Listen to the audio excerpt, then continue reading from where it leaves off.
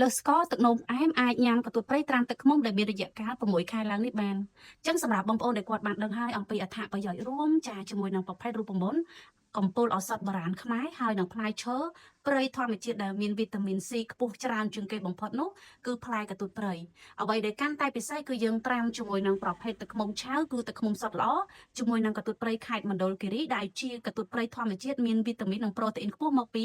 ចារុក្ខជាតិនៅតំបន់ព្រៃភ្នំនោះផងដែរអញ្ចឹងកំឡុងពេលនេះគឺខ្ញុំធ្វើការបើកលក់ជាមួយនឹងកន្ទួតព្រៃត្រាំទឹកឃ្មុំដែលមានរយៈកាលចាប់ពី6 ខែឡើងសម្រាប់ជាតម្រូវការអ៊ំពូមីងបងប្អូនទាំងអស់គ្នាចាញ៉ាំដើម្បីសុខភាពហើយមិនត្រឹមតែប៉ុណ្ណោះសម្រាប់អ៊ំពូមីងដែលគាត់មានបញ្ហាដូចជាលើសស្ករទឹកនោមផ្អែមក៏គាត់អាចញ៉ាំបាន